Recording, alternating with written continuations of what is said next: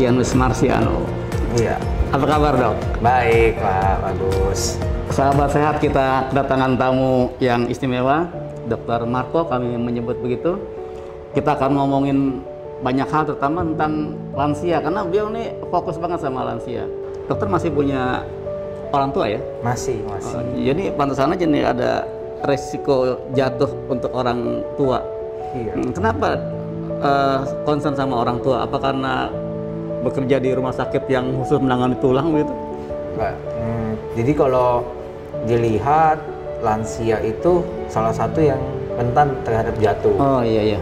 Jadi kalau dilihat juga pasien kita di sini rumah sakit khusus bedah Halimun kebanyakan lansia usianya. Nah, golongan lansia itu kan di atas 60 tahun. Di atas 60 tahun. Ya. Di dunia ini memang ada yang 65, ada yang 60. Tapi biasanya kita ambil yang 60. Ada juga yang mengambil 65. Tapi antara itulah yang paling sering. Nah, jadi lansia itu salah satu yang paling rentan terjadinya jatuh. Makanya kenapa kita concern sekali terhadap resiko jatuh. Karena kalau lansia jatuh, dampaknya cukup banyak. Fatal gitu, Dok ya? Iya, bisa mengakibatkan fatal. Karena lansia itu sendiri banyak terjadi perubahan-perubahan di dalam tubuhnya dia. Misalnya, Dok? Misalnya, jadi tulangnya itu menjadi keropos misalnya salah satunya.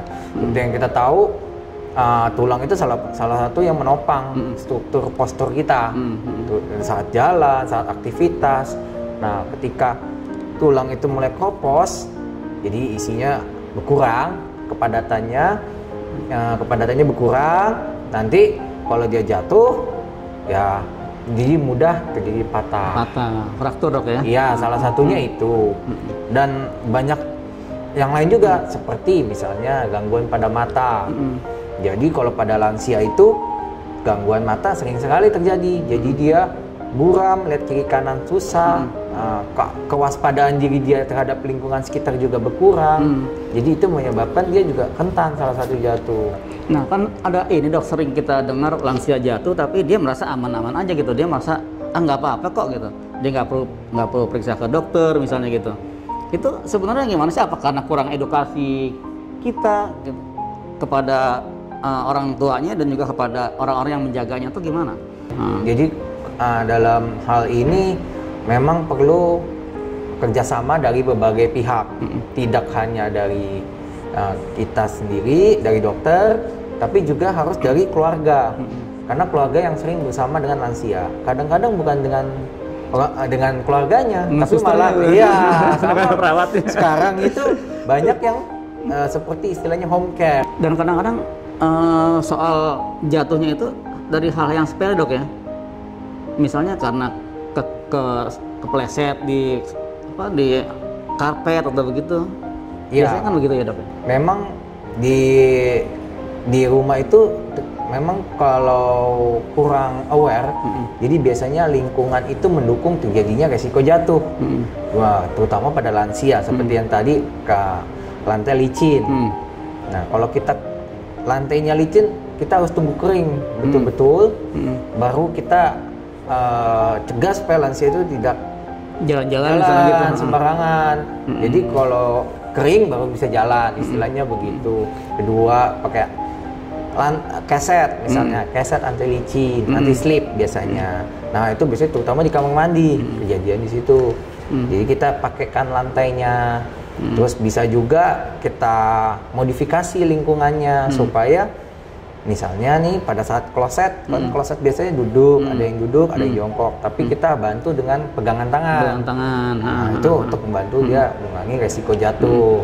Kalau lansia anjurkan nggak sih, Dok, pakai sendal di rumah itu? Nah, dianjurkan. Jadi tapi pemilihan sendalnya itu yang memang harus cukup sesuai. Jadi yang tentunya anti slip. Jadi pertama memang dari sendalnya sendiri kita memilih sendal yang baik, yang anti slip, jadi tidak mudah licin, jadi tidak mudah terpleset dengan itu. Kedua memang sendal itu sebagai pelindung supaya dia tidak mudah tertusuk, tidak mudah terluka oleh karena lingkungan sekitar. Kalau misalnya dok, fatalnya terjadi lah jatuh dan terjadi fraktur, itu apa yang harus dilakukan pertama kali nih? Misalnya di rumah nggak ada orang, hanya ada asisten rumah tangga aja gitu, apa yang harus dilakukan? Pertama kita harus lihat curiganya di mana. Pertama kita tanya adalah sakitnya di bagian mana. Kalau dia sakitnya misalnya di bagian kaki, misalnya di bagian panggul paha, nah nanti kita bilang jangan digerakkan. Jadi usahakan jangan digerakkan terlebih dahulu. Diusahain dia jangan kita manipulasi, kita menggerakkan atau kita menggendong bagian situ dengan kurang baik. Jadi itu menyebabkan nanti bertambah sakit. Tambah sakit, ada bergeser tambah jauh dok ya? Iya, dan dia bisa kalau patahnya cukup patahnya yang komplit, jadi dia terlepas, jadi dia bisa mengukai jaringan sekitarnya juga nanti di situ, jadi bertambah lagi sakitnya. Kalau yang dokter selama ditangani pasien-pasien lansia yang jatuh, itu rata-rata karena apa mereka jatuh itu? Jadi kalau saya lihat pertama yang paling sering itu di kamar mandi. Kamar mandi. Satu di kamar mandi, kedua di tangga. Jadi kalau di kamar mandi itu pertama biasanya tidak ada pegangan tangan, karena jadi pada saat dekat kloset, dekat biasanya kan sekarang shower, terpleset lah dia situ. Nah itu makanya sebaiknya di handle, kita kasih pegangan tangan, kasih kasih anti slip, kayak gitu. Ada juga lansia yang duduk. Jadi dia lebih memilih duduk karena takut jatuh. Lansia dia lebih memilih duduk, dia rasain sambil duduk. Jadi kayak zaman dulu dok ya, pakai kayung gitu ya, gayung ya. Betul. Ada juga kalau yang di tangga, bagusnya tangga itu ada pegangan tangan. Beberapa rumah itu tangganya los. Iya, tidak ada pegangan tangan. Jadi dia tidak ada pegangan untuk supaya menyeimbangkan badannya dia. Sahabat sehat nih, semakin menarik pembicaraan kita soal lansia yang resiko jatuhnya sangat rentan. Jadi bagaimana kita caranya meminimalisasi? Nanti mungkin Dr. Marco akan mengurut satu-satu ya, apa saja ya kira-kira supaya jangan terlalu parah kalaupun terjadi akhirnya jatuh pada lansia. Dokter, kalau makanan gitu, untuk makanan ada nggak sih yang bisa membuat lansia itu tetap sehat misalnya gitu, atau kegiatan apa saja yang boleh dilakukan oleh lansia supaya dia bisa tetap beraktivitas sehingga katakanlah pikirannya masih tetap bisa bekerja gitu, jadi nggak orang pikun misalnya gitu. Pertama kita harus sesuaikan dengan kondisi pasien terlebih dahulu. Apakah lansia itu punya penyakit yang berhubungan dengan metabolisme atau makanan tertentu. Pertama itu dulu kita sesuaikan. Nanti baru kita pilih makanannya yang sesuai dengan situ. Apakah dia misalnya darah tinggi, misalnya hipertensi, dia baiknya kurangi garam. Misalnya kalau gula, diabetes kita kurangi dengan manis-manis, gula-gula. Nah itu dikurangi. Nah kalau yang sebenarnya pola yang makan yang dulu kita kenal dari 4 sehat 5 sempurna itu pun sudah cukup bagus. Tinggal bagaimana menyesuaikan dari komposisi banyaknya masing-masing makanan itu. Sesuai umurnya kan itu ya? Iya, dengan sesuai dengan penyakitnya juga. Makanya kadang-kadang kita harus konsultasi terlebih dahulu dengan dokter, dengan gizi, bagaimana untuk jumlah makanannya yang dibutuhkan. Boleh nggak kita makan pisang goreng nih, berapa banyak pisang goreng kita bisa makan sehari misalnya. Kalau aktivitasnya dok, yang paling minimal lah gitu, yang aman buat orang tua itu. Ya, kalau aktivitas kita memang usahakan ada latihan, olahraga, itu memang yang paling penting. Jadi diusahakan standar yang minimal itu adalah 3 kali seminggu. 3 kali ya seminggu ya?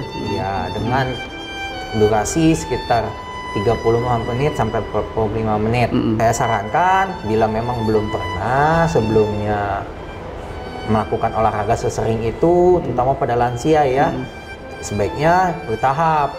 Tidak langsung 30 menit langsung kita olahraga, apalagi olahraga yang belum pernah dilakukan.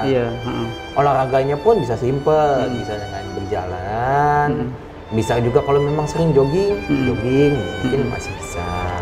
ya latihan ringan. Dan terutama ya pada lansia itu yang lupa biasanya stretching, peregangan dulu sebelum memulai aktivitas. Artinya tidak mesti di luar ruangan dok ya, bisa juga misalkan di ruang tengah misalnya gitu, atau harus kena matahari kalau lansia itu? Ya, jadi kalau olahraga atau latihan itu bisa dilakukan di rumah. Sekarang zamannya PSBB udah banyak sih. Iya, betul. Banyak banget video-video. Oh, dia bagaimana cara olahraga begitu di rumah. Banyak yang olahraga ringan juga. Tergantung juga kadang-kadang ada alat-alat olahraga di rumah sendiri, sepeda statis. Nah, itu bisa digunakan. Kalau untuk kena matahari kena matahari ya. Itu sebenarnya untuk membantu mencegah osteoporosis, jadi pengeroposan tulang. Jadi olahraga nggak mesti di luar. Dia itu bisa, yang penting kita berjemur kena matahari. Nah, itu bagus untuk mencegah osteoporosis. Saya berjemur agak kelamaan nih dok kayaknya dok, makanya jadi begini dok. Enggak, ya. Berjemur memang tidak perlu lama. Jadi memang bisa 15 menit aja, begitu udah cukup. Jadi tidak perlu sampai berjam-jam, sampai pagi sampai siang gitu. Enggak. Kalau sore boleh nggak sih dok lansia itu misalnya jalan sore misalnya gitu, atau harus di pagi hari? Bisa, sepagi sore itu bisa, mau pagi bisa. Tapi yang penting adalah durasinya sama frekuensinya. Jadi misalnya jalan nih 30 menit sore, 2 hari lagi 30 menit lagi sore, itu bagus diteruskan. Olahraga latihan yang paling mudah adalah jalan, kayak Pak Bagus bilang jalan sore, ya, itu bagus. Jadi yang penting tidak hanya cuma hari Senin saja, minggu depan lagi. Jadi padahal di rumah bisa dilakukan dok. Iya, padahal di rumah mungkin dia punya sepeda statis. Iya, itu yang memang harus perlu dimotivasi untuk supaya lansia itu bisa tetap latihan, tetap bisa melakukan pergerakan-pergerakan yang baik. Nah ini terakhir nih sahabat sehat, apa cara kita meminimalisasi supaya resikonya supaya jangan jatuh di lansia ini? Oke. Jadi kalau menutup saya cuma bisa bilang adalah marilah kita sama-sama waspada terhadap keluarga kita sendiri. Keluarga kita tentu pasti ada yang usia yang lanjut. Nah, itu adalah salah satu yang paling resiko terjadinya jatuh. Makanya kita perlu tingkatkan kewaspadaan kita. Berikanlah perhatian lebih kepada dia, dan juga kalau bagi yang mempunyai penjaga atau pengasuh dari lansia, nah itu sebaiknya juga perlu diedukasi lagi. Ya, supaya tidak terjadi jatuh, dan kita juga pun sebagai keluarga mendukung. Kita sediakan keset anti slip, kita bisa kasih dia pegangan di tembok, kita bisa ganti kursi dengan yang ada pegangannya, karena itu memudahkan dia juga, dan semacamnya. Juga makanan sehat untuk lansia dok ya? Untuk makanan sehat membuat pikiran yang sehat, pikiran dan sehat juga. Bugar yang Oke Dokter Marco, terima kasih banyak sudah hadir di studio Bincang Sehat. Mudah-mudahan apa yang sudah Dokter Marco share kepada kita bisa bermanfaat untuk kita semua. Sahabat sehat, terima kasih, dan Dokter Marco terima kasih juga. Terima kasih. Sehat buat Dokter Marco terus ya. Sama Pak Bagus juga.